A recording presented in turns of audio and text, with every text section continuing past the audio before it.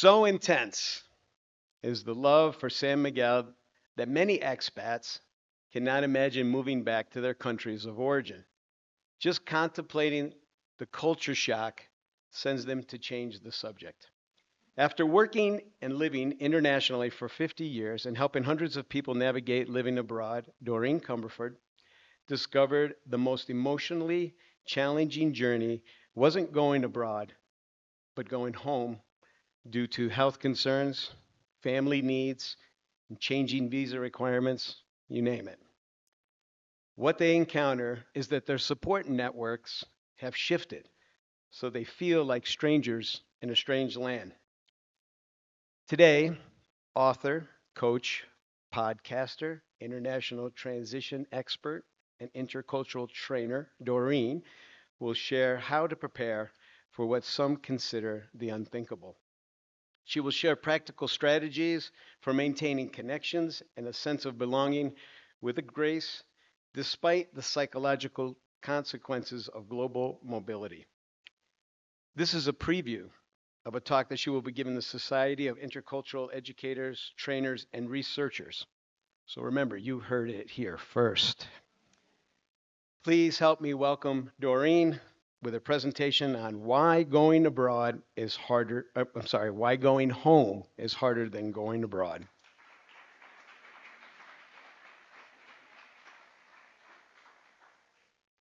Good morning, Rotary. Now, normally you're used to me doing some kind of song and dance up here and a little bit of entertainment and inspiration. Today is slightly darker, so just giving you a warning. Last week we heard from the Latin American Relief Fund, and they talked to us on the topic of ABBA House and how it supports people who are migrants traveling north and south through Mexico. This week, we're turning our attention to expats and people who have gone a different direction. I would say this is about the least talked about subject in San Miguel because most of us are pretty happy here, right? I am not a very welcome guest at cocktail parties, let me tell you. No one wants to talk about this. So this topic, re-entry, found me. I was never looking for it. After a wide-ranging career spent doing crazy things, living in Dubai, traveling the globe, I worked for governments, diplomacy, oil, health, well-being, and ultimately became an accompanying spouse in Saudi Arabia for 15 years. So I married a third culture kid, and then I raised another one. So I stand before you today basically as a battered and bruised victim of repatriation or reentry. I have tried to go home to my home country many times unsuccessfully, and my home country, Scotland. So the journey. Oops, sorry, I'm going back. The journey. After 50 years doing all these things abroad, we returned from Saudi Arabia, and that was in 2011. By 2018, I was still looking at the world through the lens of re-entry or repatriation. I just have to say that how perfect is it today that we have had a wonderful example of a happy, a positive, and perfect repatriation with Alex's talk. Because this, I don't know if this was planned or if this is serendipitous, but whichever way, I mean, it was just perfect that you were discussing your journey of repatriation and how you just slotted in. However, for many people around the globe, that's not their story. In 2018, with two other transitions coaches, we were writing a book called Arriving Well. And we developed a survey. We had 2,600 responses from over 250 people. They worked in government, oil, education, missions, and transportation. This included both adults and TCKs. This was the first data that was accessible. Most of the data on this topic is behind academic firewalls at this point. There's very little research on it. So in 2023, inspired by you lot, I started the podcast Nomadic Diaries.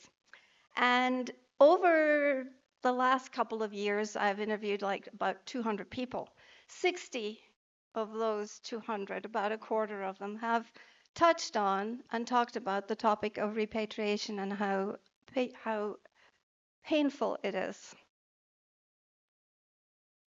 These are the sort of things that they say.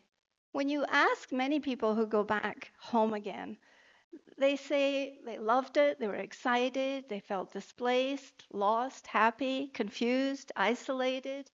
All these experiences come up.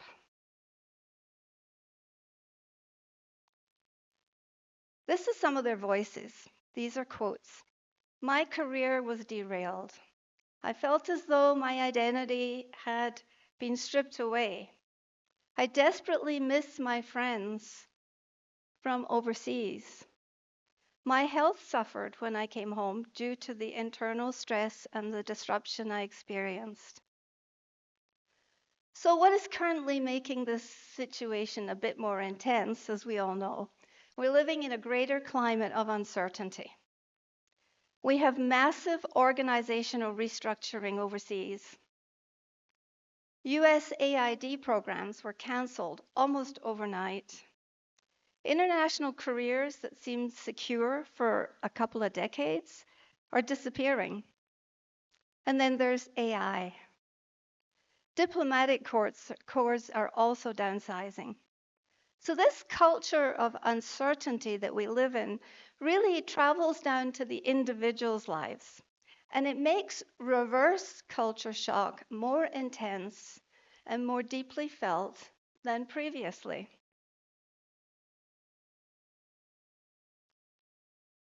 One of the things that as intercultural trainers we were taught was to help people go on an adventure. But we were never trained how to help them return because we never imagined what they were experiencing. So through the research, the data, the conversations, etc., the stories have developed into a pattern. And this is a pattern that we can now have data for, we can identify, and we can discuss. Humans suffer from 9 predictable pain points. This is where we get stuck. Number 1 is values conflicts. Our culture runs really deep, and we're not aware of it. And so sometimes our values shift a little bit, and it's not until we go home that is reflected. Number 2, we arrive with unmet expectations. We all generate expectations. When we go home, we discover many of them are unrealistic. Number 3, unintended consequences. None of us can see around the corners that are ahead in life. Number 4 is hidden grief. Now, hidden grief is the price of loving a life that in your mind you're always looking at in the rearview mirror. Number 5, transition fatigue. How many of you remember moving here? It took a minute, didn't it? It takes some bureaucracy. It takes some intention. It takes a lot for you to move here. Unfortunately, moving back and rewinding a life can be equally exhausting. Told you this was going to be dark. Sorry. Identity crisis. We simply don't know who we want to choose to be when we go back. Lots of you have taken on the role of volunteers here, but was that your identity before? We have to create and build a new identity. Lack of awareness. We didn't know. Very few of us knew or educated in how to move home. And finally, gaps in our cultural intelligence. And cultural intelligence is a tool that it's moving especially fast because there's more people who are intercultural throughout the globe, but we don't know what we're missing. Oh, I missed a slide. So there you go.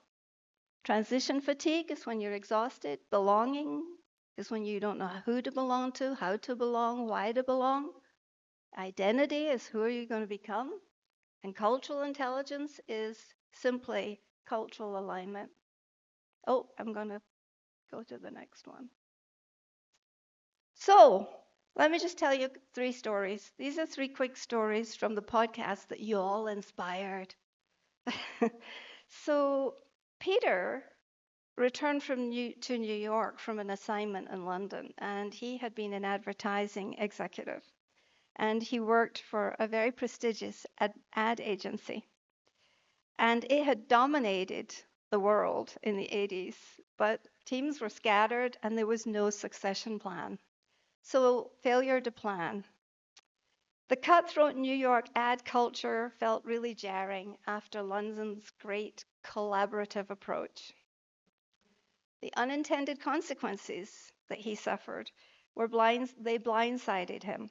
He couldn't have predicted the level of upheaval he was about to experience. His career trajectory just was in free fall.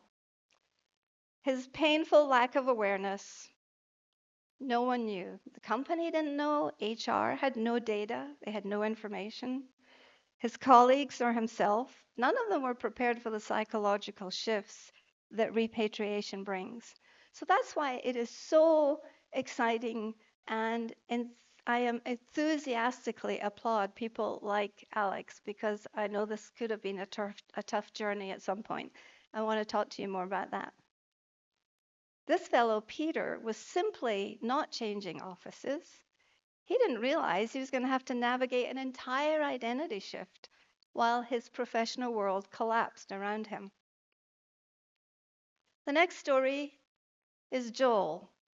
Now, I spoke to Joel on the podcast. He had been an international teacher in a city the size of Querétaro, about 2 million people. He had students who were the sons and daughters of very, very prominent Kurdish people. And he loved his job. He loved his students. He loved everything about it. Imagine his surprise one day when the State Department called and they said, "Guess what? We found your name. Your name is on an ISIS hit list. And you have 48 hours. We recommend you leave in 48 hours." So after bargaining and pleading and arguing, he left in 48 hours. He returned to a small Midwestern town to live in his mom's basement. All the time, he was drowning in hidden grief. He missed his students, his faculty, the great collegiality they enjoyed. He missed the parents. He missed that life in Iraq. And this is just post-Iraq war. He just grieved tremendously for that. He had unmet expectations. No one can understand why he left. He had to make up a story, a safe story about why he left so suddenly. He imagined one day when he finally moved home that he would be met with people who were filled with appreciation and understanding and give him an attaboy for his work. But the welcome he imagined never happened.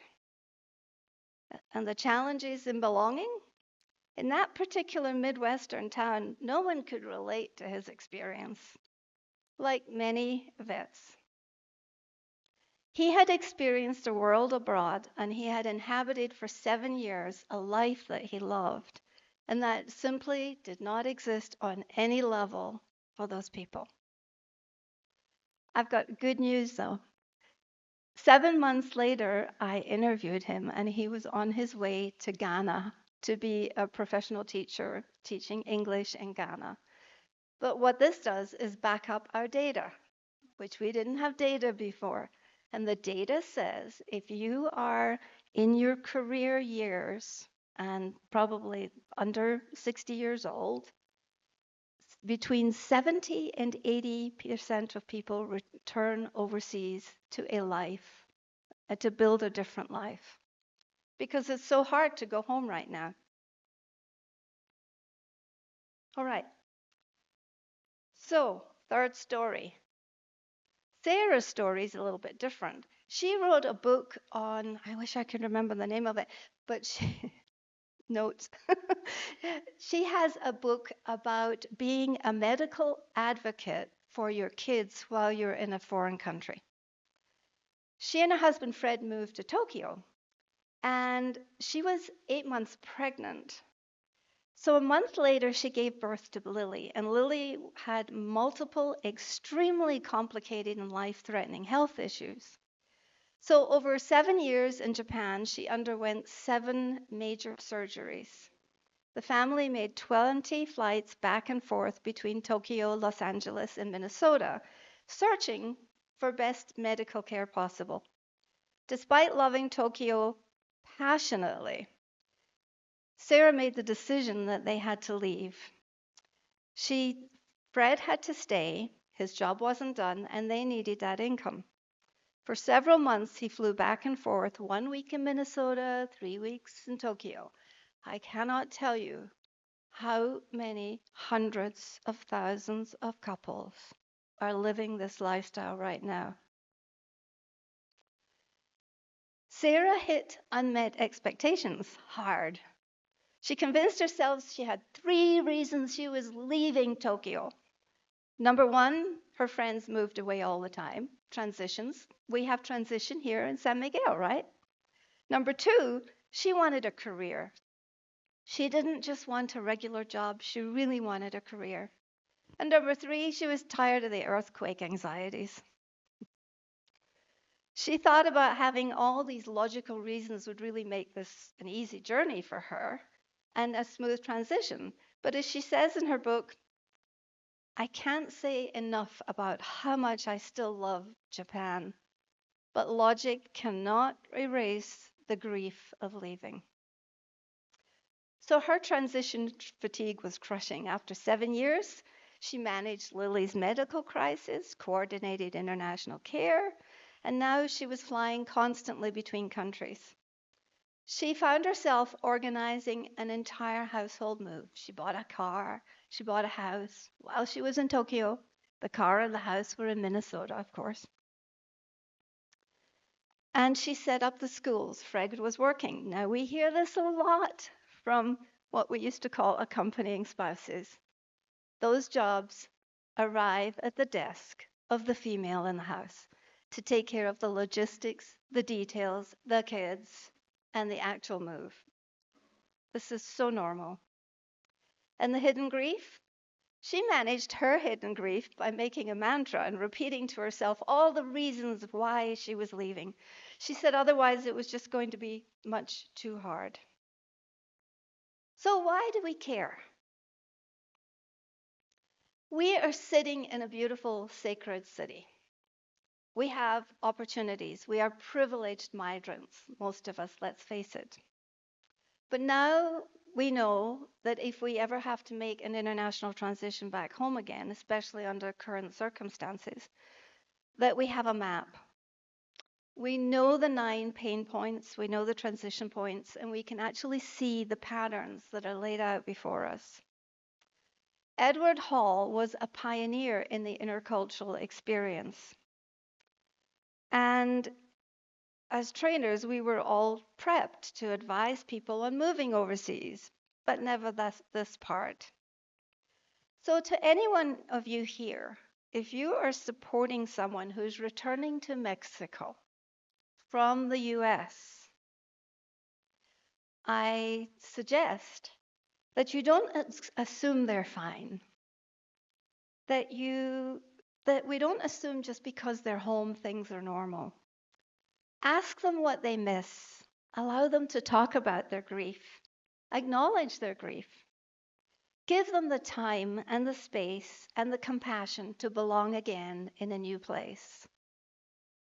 And for us expats who may one day, for any reason, physical, emotional, geopolitical, If we had to leave, stay in touch with people who have already left.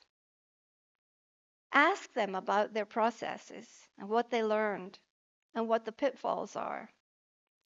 Forewarned is forearmed. And finally, ha ha ha, here you go.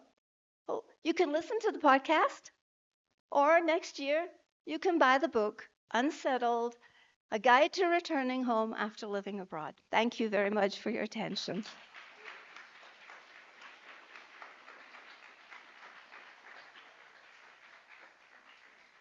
Questions?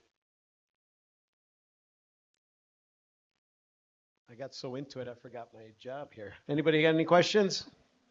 I don't know if I have the answers, but hey, we'll make something. Yes. Thank you, Doreen. Like I said earlier, you share the name with my second mom that I grew up with. Oh, good. Just anecdotally, a phenomenon I've noticed in the last few weeks in San Miguel Yes. are young Mexican nationals that will hand you a slip of paper. Yeah. I've just been deported from the United States, Yes. where I worked and raised a family. Yes. Any kind of resources available for them along these same lines? Well, last week we had a presentation here by the ABBA House, which is a facility in Celaya. And we also have a group right now that is forming online in Facebook called Deported to San Miguel, something like that. So I think that we're starting to gear up.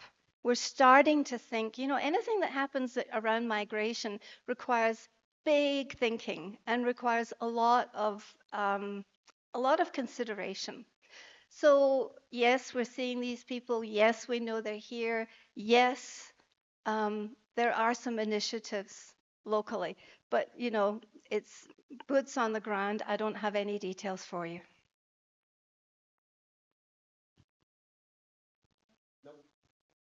I have a question. So I was a little surprised when you said, because so I grew up in the San Francisco Bay Area, and you go, Bechtel used to be for 100 plus years in San Francisco, and of course, for decades, they worked, especially in Saudi Arabia with Aramco and stuff Yeah. like that. So, and I know there was like this subgroup, a friend of mine that was working there. He never went overseas for them because of what he did for them. But internally, they called them the Bechtel Rangers. Yes. These were people who spent most of their career overseas. Right. So I would surprise some of the big multinationals that have people going back and forth for years at a time don't help them ease Yes. back in. I'll tell you, the missions are the best. They do absolutely the best job of preparing their people to go back home because they're all about nurturing and the mental aspect and the psychological aspect. The second is the State Department, the UK State Department and the US State Departments and many other global state departments now have effective debriefing.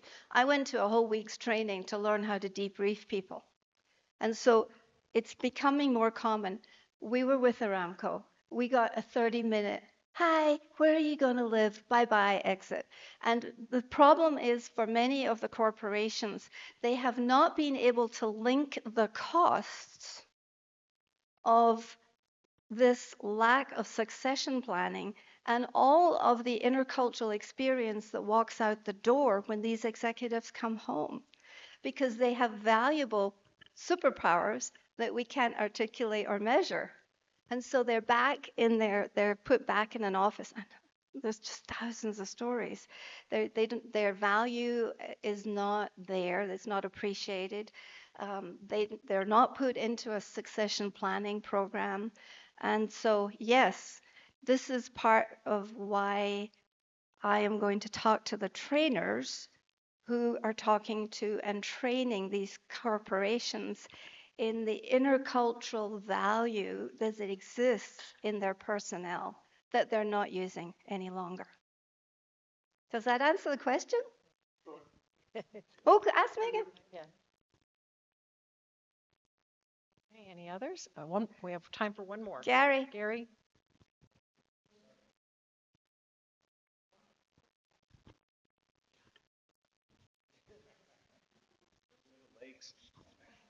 I'll tell you my experience when we moved here from California.